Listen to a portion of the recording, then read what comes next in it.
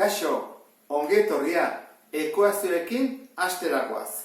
Ekuazio batek erdian berdintza bat du eta albo batean eta bestean bi adierazpen algebraiko edo zenbaki bat. Adibidez hemen berdintza dago eta ditu adierazpen algebraiko bat eta hemen beste bat. Honek ordea ditu adierazpen algebraiko bat eta zenbaki bat. Eta bestetan ere berdin gertatzen da.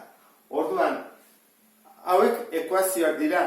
Baina batzutan, ekuazioak direlakoan nahastutzen gera eta identitate bat ere egon daiteke.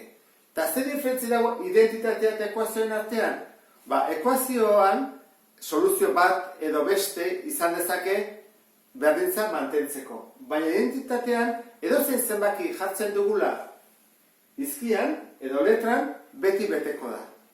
Orduan adibidez, lehenengontan, nik isaren ordez jartzen badut bat, bi bider bat, gehi lau bider bat, berdin zazpi bider bat, ken bat, isaren ordez bat jarri dut, zenbat atatzen zait? Bi gehi lau, 6, zazpi, ken bat, 6, betetzen da.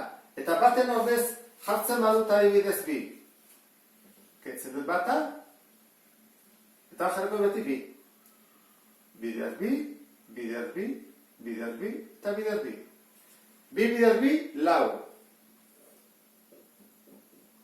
Lau bider bi, 8, 12 da ezta? Eta hau zen bada, zazpi bider bi, 14, ken bi, baita ere 12. Beraz, hau, ez da ekuazio bat, identitatea baizik.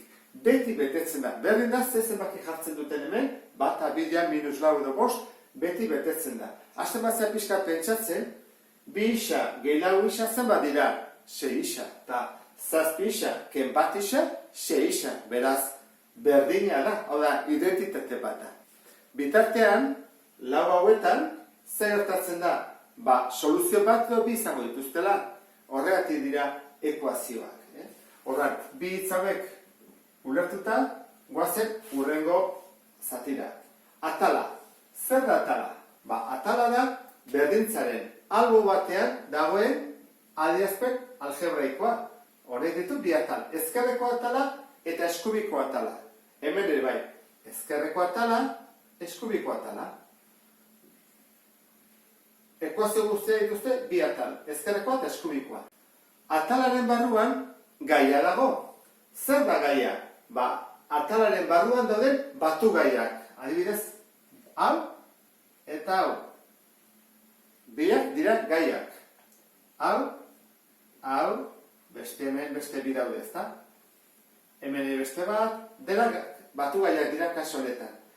Zer diferentzi dago adibidez, isa duena eta ez duenen artean. Hau dela gaia, eta hau da gai askea. Gaia, gai askea, gaia, gai askea, gaia, gai askea. Hori da. Eta ez ezaguna, izango da letra. Orduan, hemen ez ezaguna zein da isa. Eta hemen, bi ez ezaguna da, baina biak isa dira, beraz, balio berdina izan behar dute. Hemen ez ezaguna i da. Eta hemen, isa laukasuetan. Maila. Ekuazioen maila izango da, batu gai guztien artean, maila altuena duena. Adibidez, hemen, zein da mailarik altuena? Bat. Hemen, bat. Hemen, bigarren mailakoa. Horren hau dira, lehenengo maila, bigarren maila. Eta hemen, kontuan hartu behar dugu, galdetu behar dugula hori, batu gaien artean, simplifikazioak egin ondoren. Horren, ikusten duzun bezala, hau, eta hau, antzekoak dira, bi isa berbi, bi isa berbi zen bada, 0. Horran, hau berez, horrela gedituko litzake, eta hori deituko dugu lehenengo mailako ekuazio bat. Joan zaizkigulako, bigarren mailako gaiak, bi gaiak, bai hau eta bai hau. Horran, izango nuke lehenengo mailakoa, bigarren mailakoa, lehenengo maila eta lehenengo maila. Soluzioa. Isa gehiru berdin bost. Soluzioa izango litzake, bi. Zergatik? Bi gehi iru, bost delako, betetzen da ekuazioa. Beste honen soluzioa, isa berdin, minus bost. Zergatik? Isaen ordez minus bost jartzen badut, ekuazioa betetzen delako. 8 bider minus bost, minus berrogei.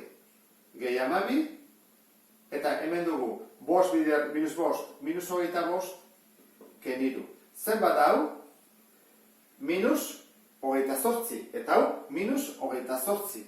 Horran, hau da bere soluzioa. Eta soluzio bakarra. Beste batzutan hemen, igarren mailakotan askotan, bi soluzio goten dira. Horran, zeintzu dira bi soluzioak? Hemen izango izateke, isa berdin bikin betetzen da, bi bider bi lau gehi bat bost, eta beste soluzioa, isa berdin minus bi. Minus bi bider minus bi, lau, gehi bat bost. Eta beste kasu honetan, izango litzake minus bat. Minus bat, berdin, bi bider minus bat da minus bi, gehi bat, minus bat. Eta ebaztea, zer izango litzake? Ekuazioaren soluzioa aurkitzea. Orduan, hori aurkitzeko, prozedura bat dago, algoritmoak daude, eta hori da, gai honetan landuko dugun zatirik nagusiena. Eta sarrera honekin, ulertu dezulelakoan, beste bat arte, agur.